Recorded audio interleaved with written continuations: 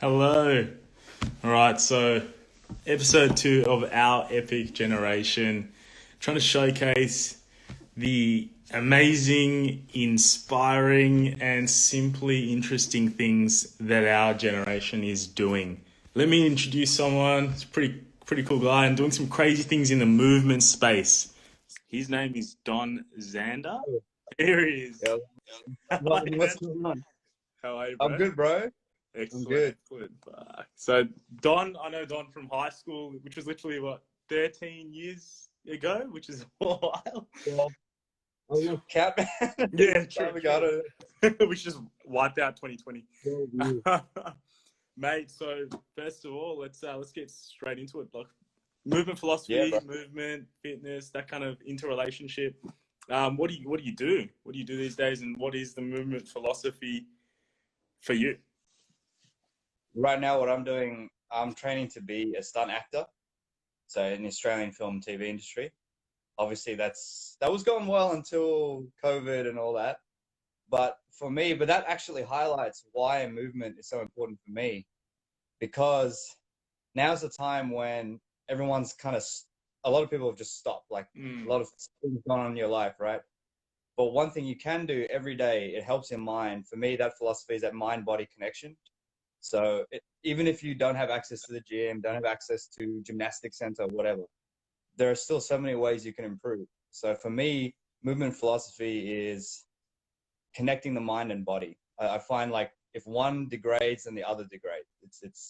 You know, if you get lazy physically, you're not as sharp mentally, and vice versa too. If you don't stay stimulated, you don't have, new outlets, then you just end up in a cycle of laziness, I guess. yeah. Well, no, that's amazing. Like, well said, man. The whole interconnection, and if one decays, the other decays. That's beautifully said. But That's so how it. did you get into it, man? Because like I know back in school you were doing some crazy stuff like backflips and martial arts, and how did you get into it? Well, the funny thing, like backflips, I didn't nail about the backflip until last year. Okay. So what, 29 years old, and got deep into gymnastics. Like I did parkour and stuff when I was a teenager. You probably see me mucking around at school, like doing that, jumping off certain things. And I think there was that big staircase near the canteens. I used to jump and roll off that. But Oof, that's right. yeah, that's how I got into it. And the funny thing is, the guys that I was training with in Melbourne parkour scene at that time, guys like Matthew Campbell, like OGs, I reconnected with them like 8, 10 years later because they've got into stunts. So I had a bit of a delay, but I'm in it now. So No, it's sick, man. Wow. Okay. So what is next for you? So you mentioned stunts. I'm thinking like Ninja Warrior as well. Like what's next in the yeah, pipeline? that'd be cool. I'm not sure about Ninja Warrior. I have to hit up a Ninja Warrior gym. I know guys. I know two guys who are just in. Well, they've done it before too. So yeah, I might hit them up about Ninja Warrior. I'd like to travel interstate. Hopefully, train with some people who've like kind of scattered around. But short-term goals, just get my stunt grading stuff done so I can start working. Um, make a bit more of my own content, and because that's the thing, you've got to keep it up. So even like people don't realize, you're doing a fight choreography video, or you're doing like stunt falls or whatever. There's a lot of repetition that you got to do to get that one shot that looks good on camera. So yeah, just making my own content, staying fit, active, and that's it. I Just have to ask, man, how do you prevent injury? prevent injuries. Yeah, Well, all these stunts. uh, yeah, if you look at all the top movement athletes and stuff, some of the crazy things you see it on Instagram, TikTok, whatever, guys, doing giant backflips off things onto concrete, whatever. First of all, to get to that level or to even be comfortable, for me especially, it being a little older, like I never did gymnastics as a kid, you really want to rep the fundamental movements. So something like a backflip, that's pretty risky. It's not the hardest thing in the world to do, but you don't just go throw one.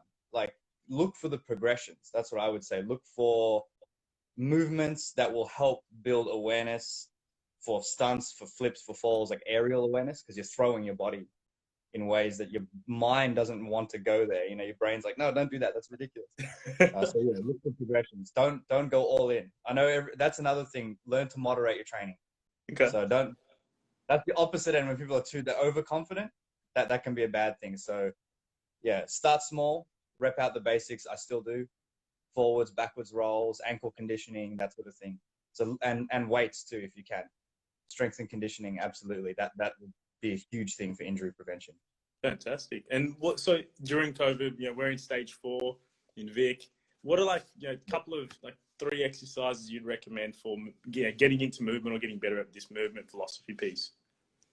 If there's a lot of stuff online, it depends on your interests. I'm not a Pilates or yoga instructor, but there's a lot of good stretches there. So I would say if you don't have anything, I have kettlebells. I think that's great. If you're limited with space, and you don't have a lot of room for a big home gym setup, you don't have the money, or you don't have, whatever, you can still stay strong. So I recommend kettlebells. Kettlebells are good. They're pretty compact.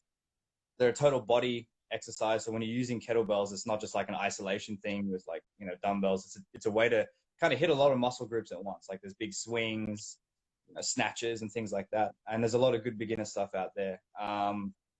Another thing I would say is stretching. Just have a stretching routine.